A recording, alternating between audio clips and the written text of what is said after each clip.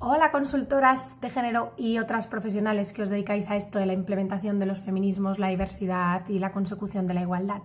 Aquí estoy otra vez con vosotras compartiendo mi experiencia, mis saberes y mis inquietudes en torno a este sector emergente que es el de la consultoría de género y esperando poder aportar a su crecimiento y fortalecimiento junto con todas vosotras.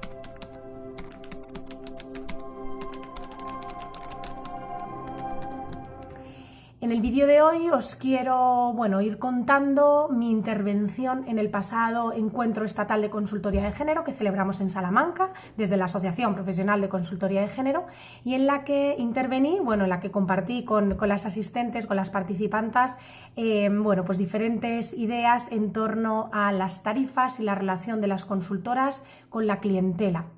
Por mi propia experiencia y por las diferentes y numerosas dudas que me escribís y que comparto con vosotras a través de mis redes, lo del establecimiento de tarifas es una de las cosas que más nos complican, que más difíciles nos parece, y lo que quiero hacer es compartir pues mi experiencia, mi evolución y todavía mis aprendizajes en torno a este tema. En este vídeo adopto un nuevo formato porque lo que voy a hacer es proyectar la presentación con la que trabajé el otro día y voy a ir contando un poco pues las diferentes ideas al respecto. Espero que el formato sea chulo, ya lo veremos, yo voy investigando también con mis vídeos y sobre todo que sea capaz de transmitiros con claridad pues lo que os quiero transmitir. ¡Vamos a ello! Quinto Encuentro Estatal de Consultoría de Género, celebrado en Salamanca el 29 de junio de 2019 y organizado por la Asociación Profesional de Consultoría de Género de España. Mi intervención en este encuentro lo arranco con la siguiente cita de la autora Aurora Levins Morales, activista e intelectual de origen puertorriqueño, que dice lo siguiente: mientras contábamos nuestras historias, reconocíamos que nuestras experiencias y nuestras reacciones nos eran comunes a muchas de nosotras, que nuestras percepciones, pensamientos y sentimientos tenían un sentido para otras mujeres. Después utilizábamos esa experiencia compartida como fuente de autoridad. Yo recupero este extracto del escrito de la autora, que se llama Intelectual Orgánica Certificada y está recogido en esta pequeña joyita de la editorial Traficantes de Sueños del año 2004, Otras Inapropiables, Feminismos desde las Fronteras, y que además os recomiendo a todas poderle echar un vistazo o haceros con él. Como decía, recojo este extracto porque, aunque la autora lo escribe en referencia a esos primeros grupos de autoconciencia de mujeres que se estaban dando en los años 70, para mí, y que muchas de nosotras, ¿verdad?, tratamos de replicar actualmente en nuestros movimientos de base, para mí, resonaba un poco con la idea de las tarifas y de esta intervención que quería hacer en el propio contexto de la Asociación de Consultoría de Género y en el propio sector de la consultoría de género, en el sentido de que somos nosotras y solo nosotras, a través de nuestras experiencias, de lo que nos podamos ir contando, de los puntos que pongamos en común y de los proyectos o del proyecto que estamos montando juntas, las que conseguiremos ser fuente de autoridad para establecer las tarifas que consideramos más justas o adecuadas para todas nosotras.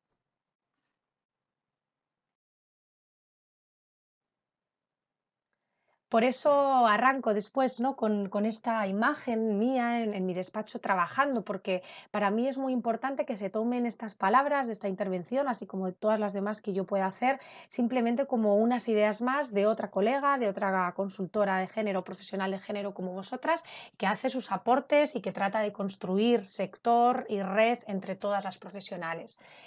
Y de mí, además, como una consultora que tendrá algunas similitudes con muchas de vosotras en algunos aspectos y que, sin embargo, en otros aspectos pues diferimos o tenemos situaciones y oportunidades totalmente diferentes. En definitiva, para mí es ir encontrando esas cosas que nos forman un interés común para poder hacer fuerte este sector y poder llegar a responder preguntas como la de las tarifas, que a tantas de nosotras pues nos cuesta muchas veces resolver. Insisto en que lo que yo pueda aportar parte de mí y no es ningún tipo de respuesta definitiva a ninguna cuestión.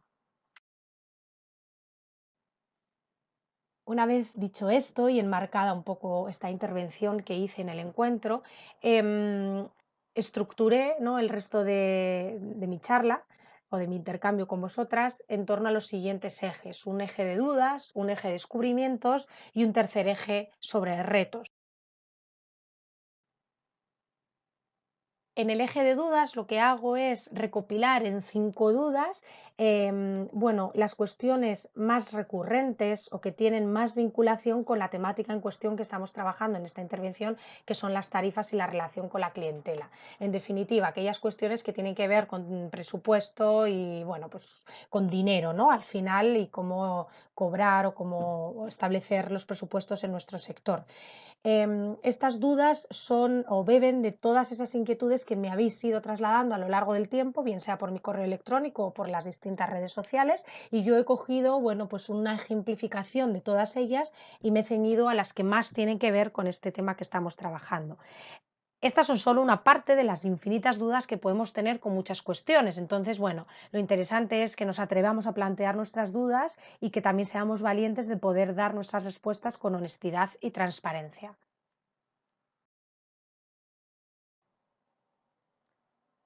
Una de las dudas más recurrentes que he tenido, sobre todo en los últimos tiempos, es cuánto cobro por un plan de igualdad. Bueno, esta pregunta me la han hecho de muchas maneras, yo la he ejemplificado así, ¿no? De esta manera tan llana. A veces me la han preguntado así, tan directamente, y otras veces ha sido, bueno, pues con otro tipo bueno, de expresión o de manera de decirlo, ¿no? Pero en definitiva la duda es, bueno, y me han encargado un plan de igualdad o quiero ofertar planes de igualdad. ¿Cuánto cobro por un plan de igualdad? Claro, ¿qué es lo que ocurre? Que en dudas como esta yo no puedo deciros cuánto cobro por un plan de igualdad, no porque no pueda deciros el cuánto, sino porque no hay un precio cerrado ni definitivo para un plan de igualdad, porque un plan de igualdad varía muchísimo en función de un conjunto de factores, como por ejemplo el tipo de clientela, el tamaño de la entidad o de la empresa, la metodología que vamos a utilizar para recabar la información, la extensión de, bueno, de todas nuestras fuentes de información, el plazo que nos dan y, bueno, otra serie de cuestiones que podemos ver en otro vídeo y que no pueden resolverse, que no hay una generalidad para responder a esto. ¿Por qué pongo esta pregunta entonces? Porque a veces lo que nos ocurre es que como queremos respuestas rápidas e inmediatas, yo también, o sea, lo queremos todas, planteamos preguntas que quizás no son las preguntas que debemos plantear si queremos encontrar respuestas. Porque si yo pregunto a alguien cuánto cobras por un plan de igualdad así en general, pues me puede decir, pero ¿de qué plan de igualdad me estás hablando? ¿Del que hice a un ayuntamiento? ¿Del que trabajé con la multinacional de no sé cuántos? ¿O del que he trabajado con la asociación de mi barrio? En la que trabajé unas metodologías muy extensas y combinadas, o en aquella que solo analicé los datos imprescindibles que pide el marco normativo. Es decir, eh, cuando queremos plantear el tema de las tarifas, vamos a hacer este intercambio con tranquilidad y con transparencia, pero preguntando bien las cuestiones más concretas que nos permitan poder seguir tirando del hilo o avanzando un poco en la búsqueda de nuestras respuestas.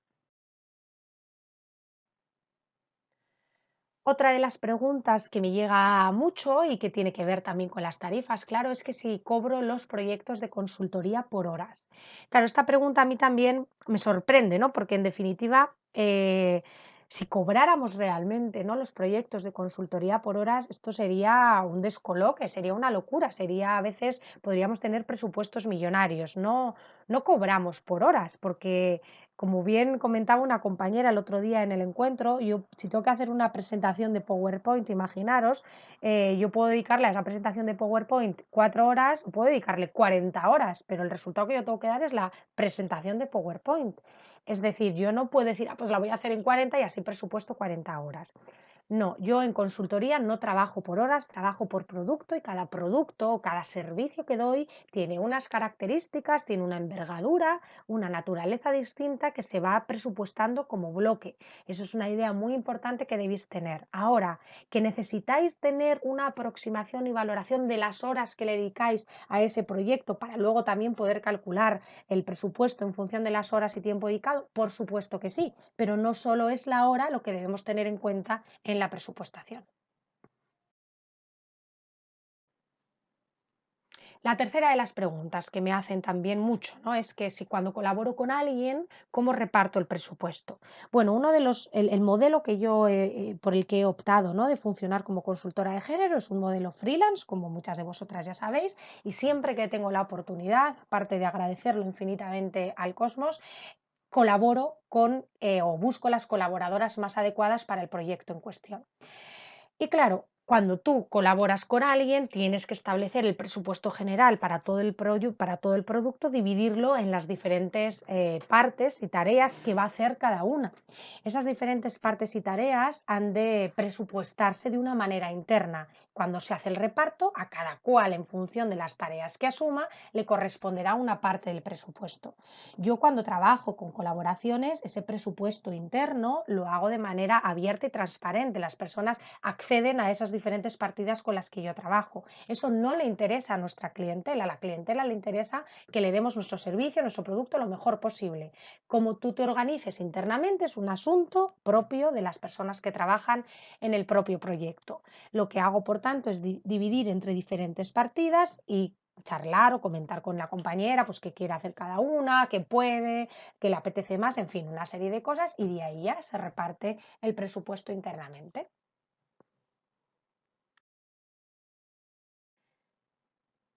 Una pregunta también parecida a la de los planes de igualdad es la de a cuánto tarifo, ¿no? Las horas de formación y probablemente son cosas que os habéis preguntado o que habéis preguntado a otras compañeras. Aquí tenemos una respuesta parecida. Yo tengo un baremo de tarifas por hora de formación, pero que depende también de muchos factores en función bueno, pues del tipo de proyecto o de formación que en definitiva sea. No es lo mismo estar hablando de un curso de formación que va a durar 30 horas, por ejemplo, o de uno que va a durar 8, o de uno que va a durar 2. No es lo mismo trabajar con tarifas de formación en Madrid, ¿no? En Madrid capital, como es mi ciudad base o en la que principalmente desarrollo yo mi trabajo, que en otro tipo de ciudades o zonas geográficas en las que los precios son otros.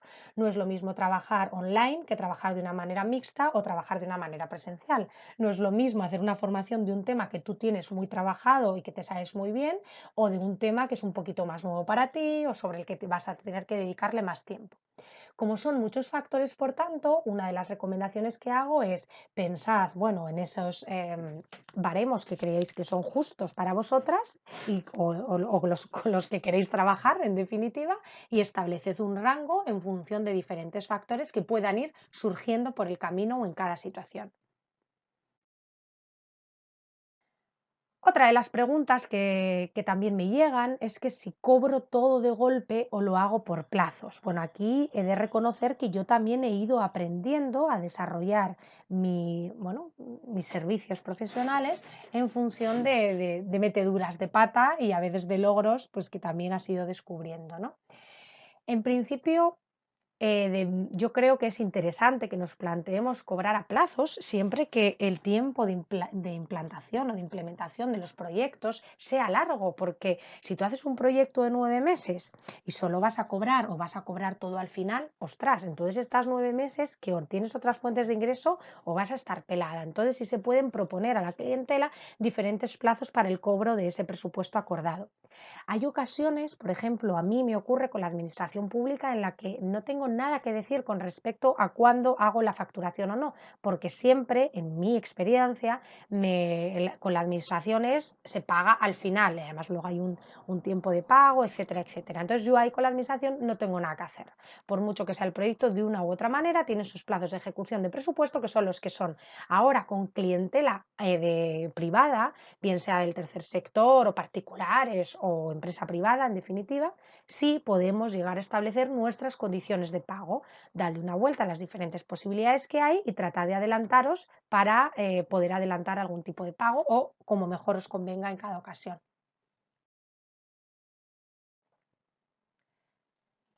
Muy bien. Todas esas preguntas, ¿no? Una vez vistas, bueno, esas preguntas y os he lanzado mis primeras ideas, os quiero compartir ahora mis descubrimientos o los descubrimientos que más resuenan en mi cabeza a lo largo de esta trayectoria que llevo como consultora de género. Los descubrimientos son muchos, a veces unos son pequeñitos y otros son muy grandes y otras veces vas descubriendo cómo están conectados unos con otros.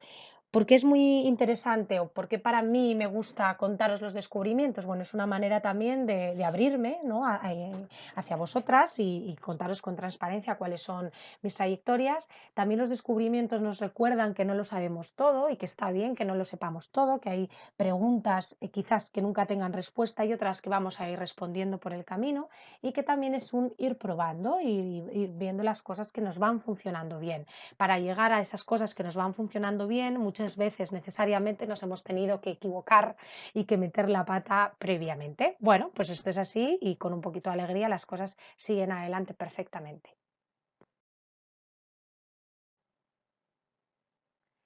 Mi primer gran descubrimiento es el que tiene que ver con la idea de rentabilidad, con lo que es o no es rentable para mí como consultora de género. Es decir, aquellos proyectos, bueno, pues eso, que son o no rentables. Si hablamos con muchas personas o con la mayoría de las personas en nuestro entorno, incluso nosotras mismas, seguramente si nos hablaran, nos preguntaran por la idea de rentabilidad, responderíamos en términos monetarios, en términos económicos, ¿verdad? Porque entendemos que la rentabilidad siempre es, bueno, pues como aparece en la imagen, pues de moneditas, de dinerito, ¿no? Sin embargo,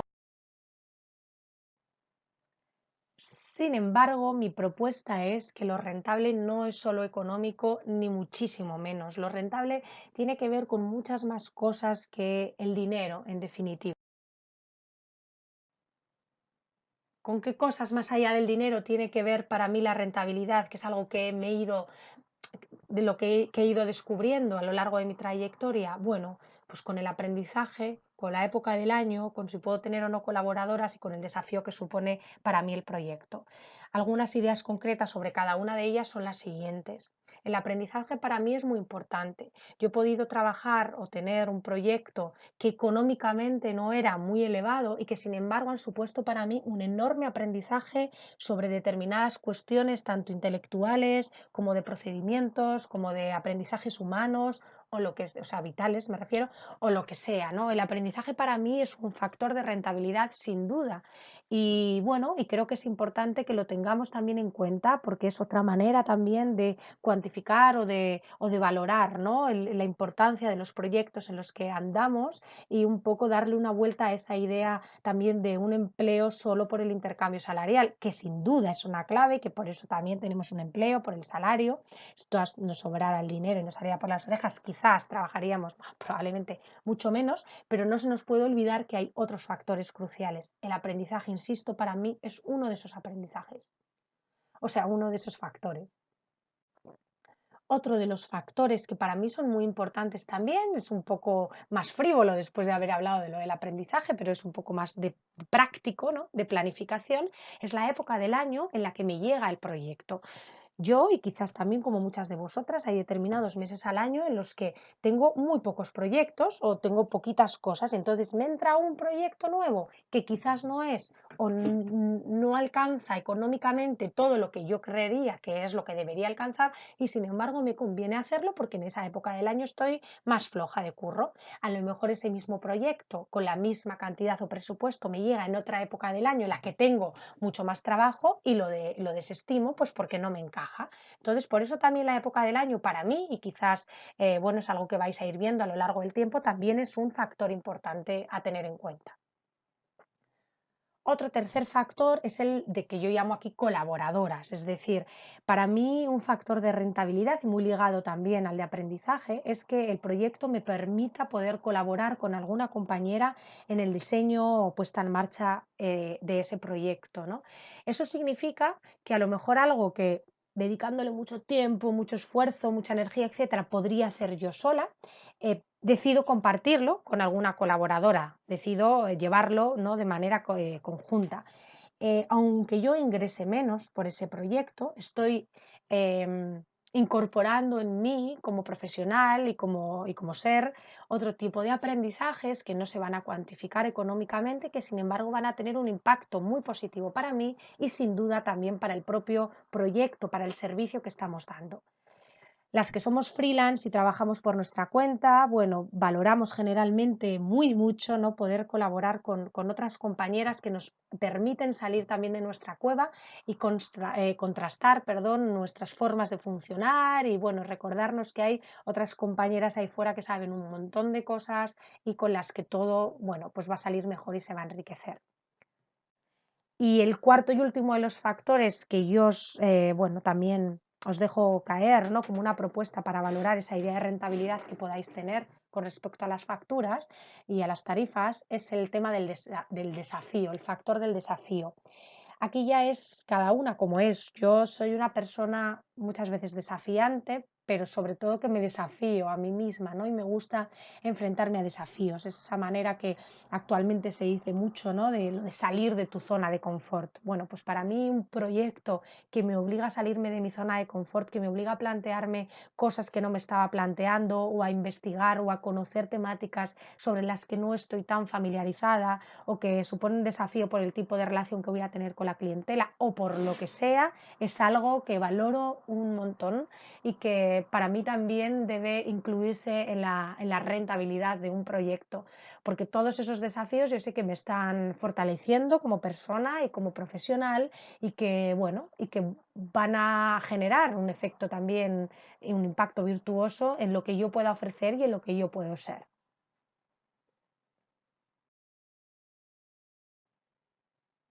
Y en último lugar, pero no menos importante, recorriendo los factores que os acabo de mencionar, es la idea de disfrute.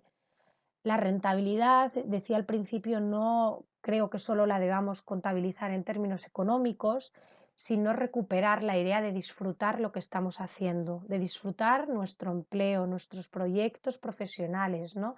La fuente que nos va o la actividad o el producto que creamos que nos permite vivir materialmente y que además nos está, bueno, nos está llenando, ¿no? De una energía que nos da fuerza y que nos da potencia. Sé que no todas las personas tenemos el mismo privilegio de poder disfrutar de nuestro trabajo. Yo sin duda me siento muy privilegiada en esto, pero no porque no todas las personas lo podamos hacer debemos olvidar esta idea. Un proyecto para mí es en definitiva rentable también cuando lo he disfrutado, cuando lo he gozado, cuando creo que me ha ayudado a contribuir también a esa transformación social a la que yo creo que contribuyo y cuando en definitiva pues me ha hecho estar contenta. Es un factor que, bueno, pues os subrayo, ¿no? Para que no se os olvide cuando tengáis que hacer vuestra valoración de los proyectos.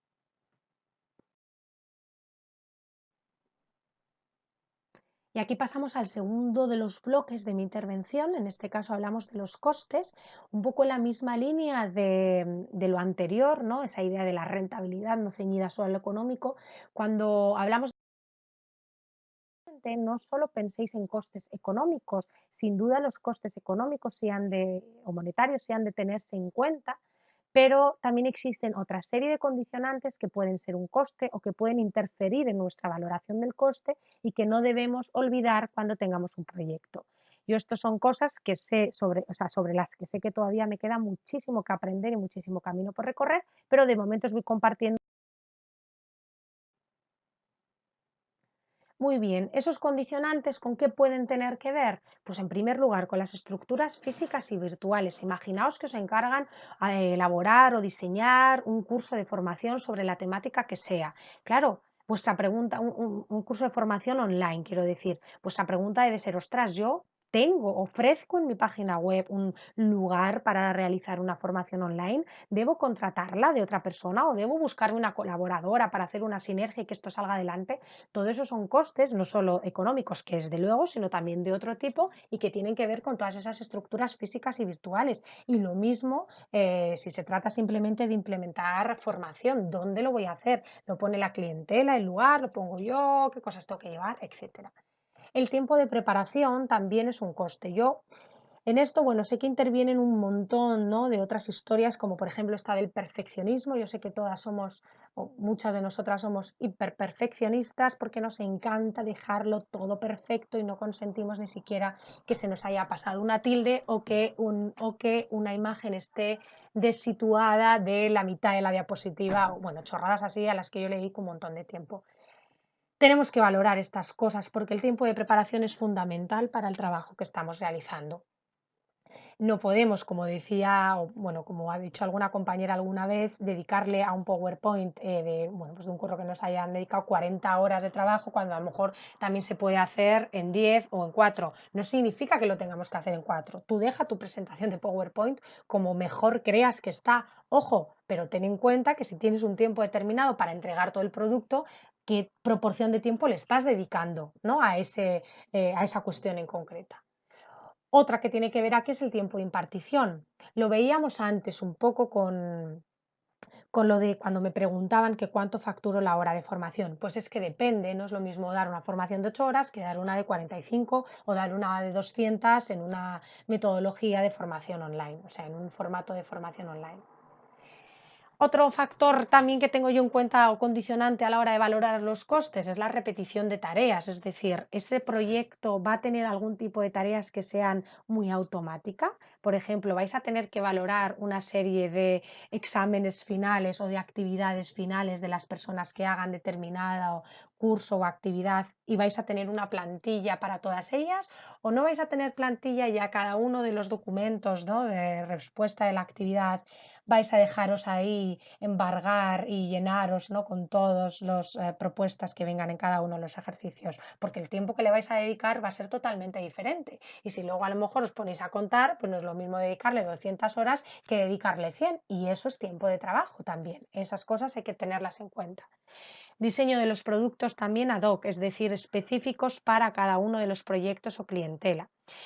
Algo que vamos a ir aprendiendo con el tiempo es ir encontrando un poco cuáles son nuestros formatos, cuáles son nuestras maneras de hacer las cosas, y vamos a ir teniendo modelos que vamos a ir replicando en diferentes lugares que por supuesto se van a adaptar a las circunstancias y características concretas de la clientela, pero que van a poder beber de una experiencia previa. Eso también nos va a largo plazo quitando o, como diríamos, disminuyendo determinados tiempos de trabajo dedicados a esos diseños.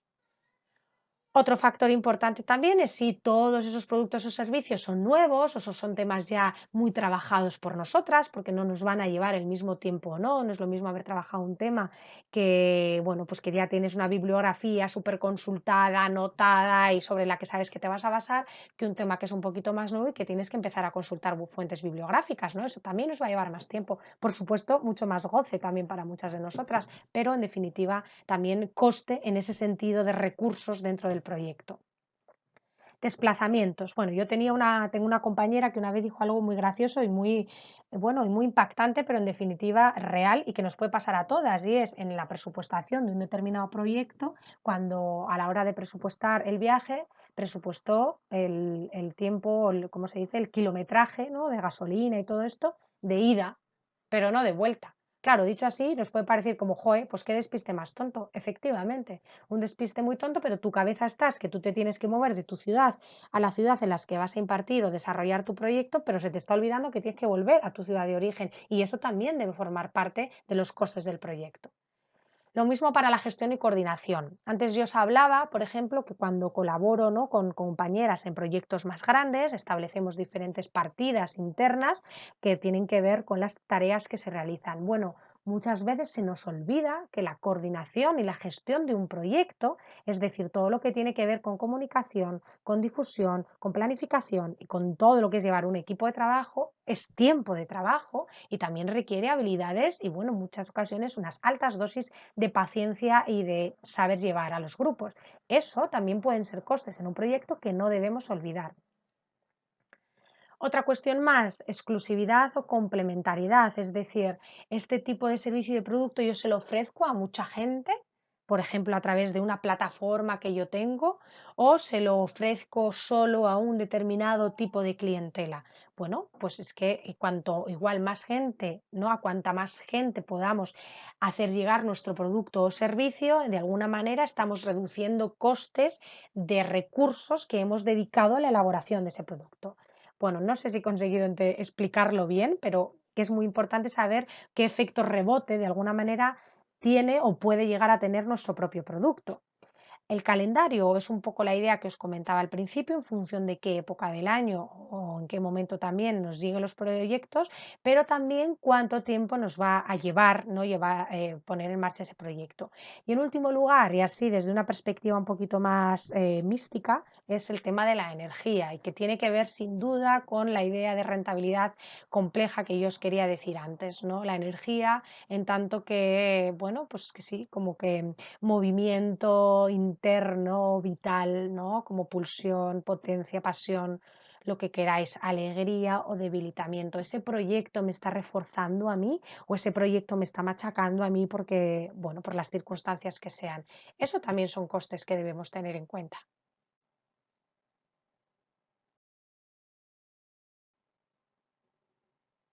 Y tercer y último de los factores es el de la clientela.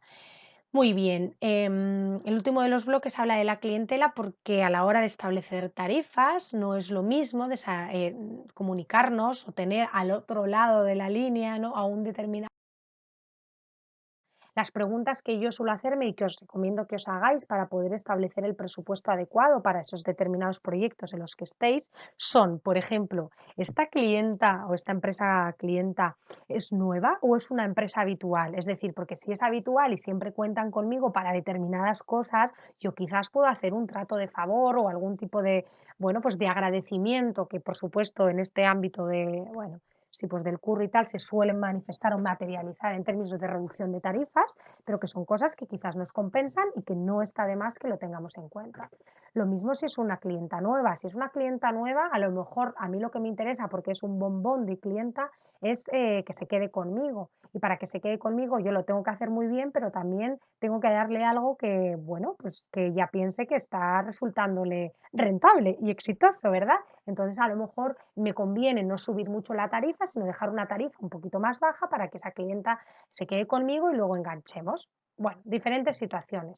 ¿Cómo nos conoció la clientela? Esto es muy importante porque a veces, y esto son cosas que yo también voy descubriendo, hay empresas, entidades, organizaciones que nos buscan específicamente a nosotras por referencias, porque les hemos gustado, por lo que sea, y nos buscan y lo quieren hacer con nosotras. Eso es un factor también a tener en cuenta a la hora de establecer nuestros presupuestos.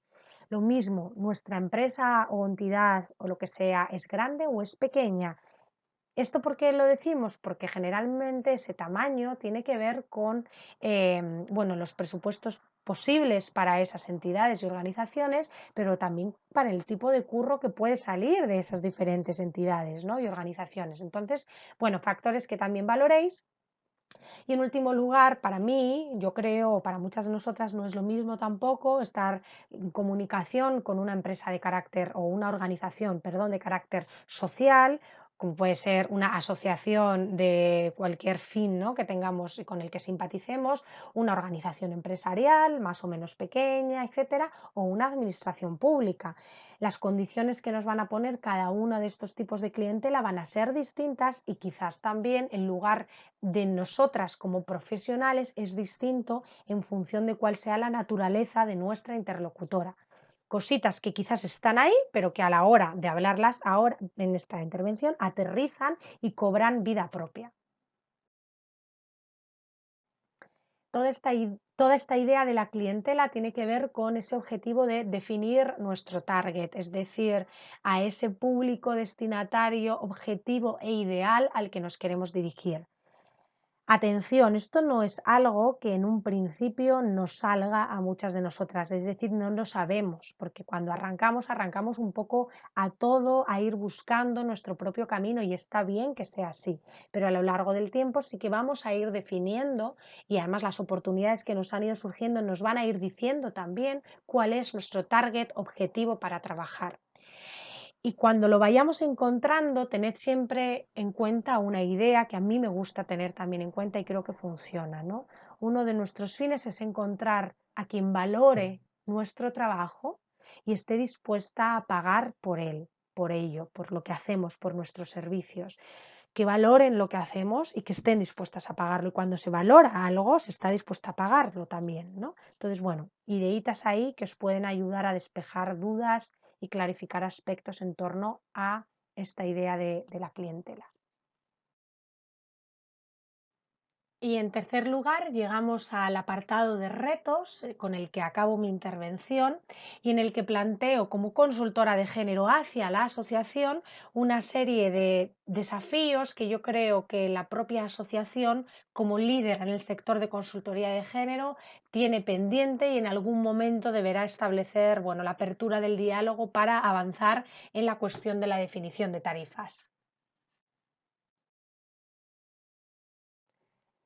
El primero de los retos es el de hablar de nuestros presupuestos. Una cosa que tenemos que perder, yo creo, es esta especie de tabú hablar de dinero, hablar de lo que cuestan las cosas. Cuando a mí me preguntan, yo hablo de cantidades.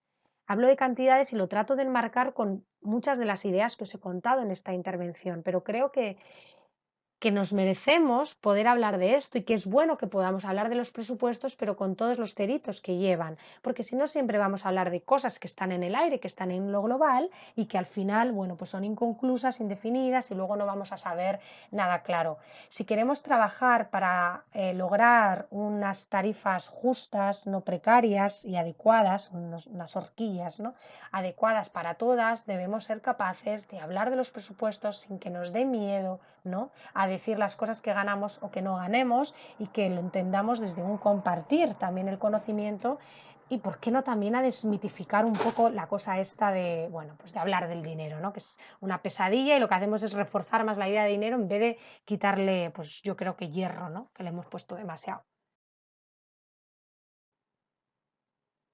El segundo de los retos que yo creo que tenemos en el sector es el de llegar a poder establecer unos baremos o unos mínimos, como decía, de precios para diferentes tipos de servicios. Pues si hablamos de planes de igualdad para planes de igualdad, si hablamos de formación para formación, si hablamos de otros proyectos, bueno, para lo que sea, ¿no? Claro, esto en el encuentro salieron cosas muy interesantes, porque a medida que yo iba contando todo, surgía diálogo, íbamos intercambiando entre todas y es algo que aquí no estamos pudiendo hacer, obviamente. Pero bueno, aquí, por ejemplo, salió que quizás es un tema que sí podemos valorar, pero siempre de manera interna a la asociación y es decir, por tanto, a las propias socias que estamos trabajando en este proyecto, ¿no? Porque a lo mejor podemos correr riesgos que ahora no estamos considerando si queremos establecer como baremos o mínimos públicos, ¿no? Quizás es verdad que eso es muy arriesgado, pero no estaría de más que pudiéramos empezar la conversación para ver un poco por dónde nos estamos moviendo o qué nos parece la situación ideal, aunque sea de manera interna a la Asociación Profesional de Consultoría de Género.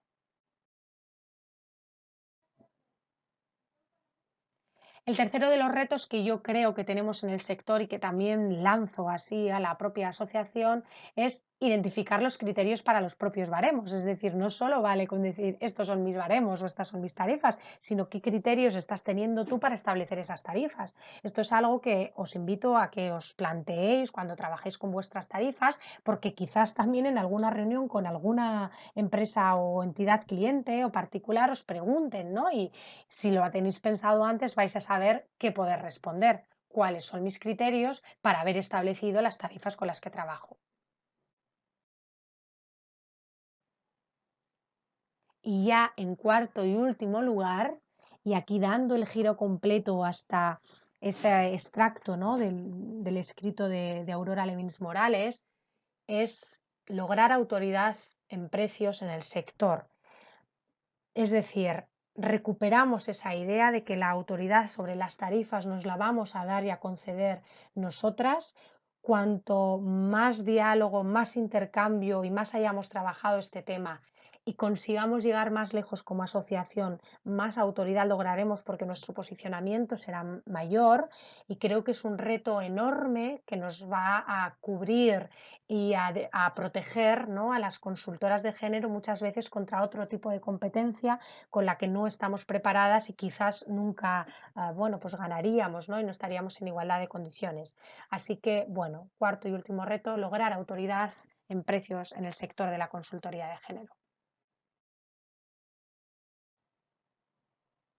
Y bueno, ya en último lugar os traigo esta otra cita más cortita de Sheryl Sandberg en un libro que tiene el 2013 que es Vayamos adelante, Sheryl Sandberg es o fue CEO de Facebook y bueno, tiene este librito curioso, ¿no? En otro marco totalmente distinto al de la cita anterior, por supuesto, pero bueno, en el que también es interesante, yo creo que leer y conocer, ¿no? Qué piensan o qué hacen otras mujeres que andan por ahí y que tienen bastante poder fáctico en nuestra sociedad actual. Y es la siguiente: no esperes a que el poder se te ofrezca. Yo la recupero nuevamente para nuestro proyecto de consultoría de género y digo, compañeras, chicas, consultoras, profesionales de género, no nos quedemos esperando a que alguien venga a decidir cuáles son las mejores tarifas, cuáles son los mejores procedimientos o qué debemos hacer como consultoras. Esta es nuestra tarea. Si estamos juntas y trabajamos en red en esto y hablamos con transparencia y honestidad y ponemos voluntad y compromiso en el proyecto, creo que podemos llegar a tener poder, que no está mal, que lo tengamos, muy al contrario, creo que nos puede beneficiar a todas. Así que, chicas, no esperemos y sigamos con ello. Bueno, pues ala, ya os lo he contado todo. Al final esto de los vídeos está bien, pero bueno, falta todo ese proceso, ¿no? de diálogo y de intercambio que sí pudimos tener en el encuentro estatal y que ahora pues no ha habido pie para hacerlo, lógicamente. Y bueno, pues nada, ahí quedan las propuestas, ahí quedan las diferentes, supongo que, pensamientos y reflexiones que os llevará. Aquí estoy yo para poder intercambiar con vosotras lo que queráis, aunque sea en tiempos distintos, pero para eso también tenemos las redes. Espero haber podido contribuir a clarificar o por lo menos ayudaros a seguir en el recorrido del establecimiento de tarifas y sobre todo quiero invitaros a que vengáis, a que os juntéis con nosotras en la Asociación de Consultoría de Género para que cada vez seamos más fuertes y podamos ir clarificando todas estas dudas entre todas. Y nada más, pues feliz verano y hasta pronto. ¡Mua!